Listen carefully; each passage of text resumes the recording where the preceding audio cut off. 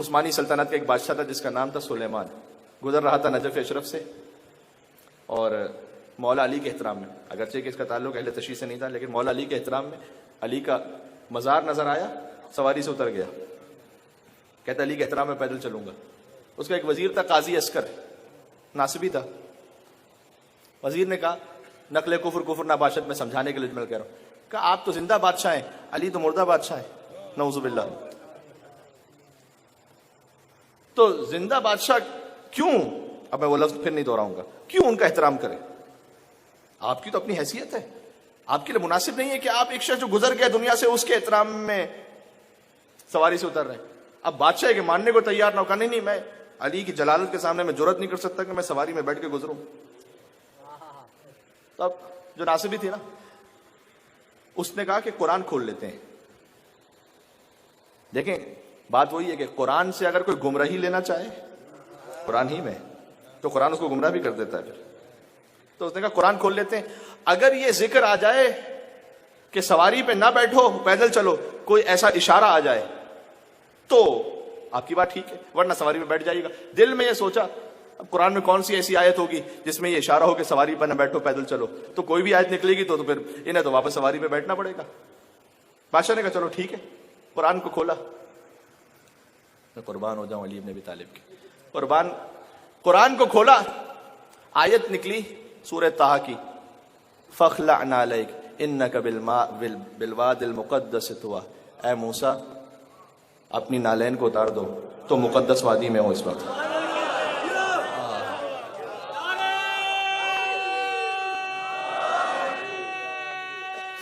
جی مل کے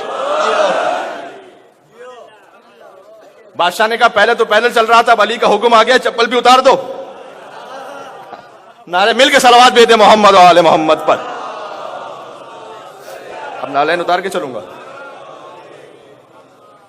خدا آپ کو نجف اشرف بار بار لے کر جائے. نجف اشرف میں شہر کے باہر یہ آیت لکھی ہوئی ہے، یہ فقط تمثیل نہیں حقیقت ہے. نجف اشرف میں شہر نجف کے باہر یہ لکھا ہوا ہے فَاخْلَعْ نَعْلَيْكَ، اپنی نالین اتارو، انک بالواد المقدس طویٰ، تم یقیناً مقدس وادی میں ہو. اور اس کا ایک ظاہر ہے کہ یہ نالین اتار دو، ایک حقیقت ہے اس کی، جب علی کے در پہ جا رہے ہو ہر قسم کی کثافت کو اتار کے جاؤ،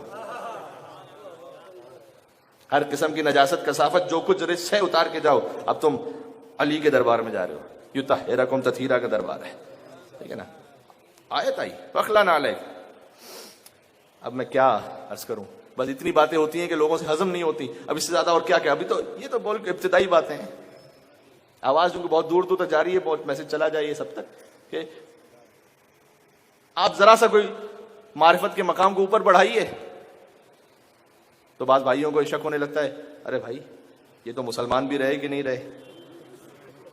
جناب حسنین اکبر صاحب کے بقول، کوئی کافر کوئی مشرک کہہ رہا ہو جب مجھے، کیا بتاؤں لطف کیسا اس طرح کے جینے میں. اگلا مصرع کہوں آپ قبول کریں گے، کیا بتاؤں لطف کیسا اس طرح کے جینے میں، لوگ تو لفظوں کا حیدر سن کے دشمن ہو گئے.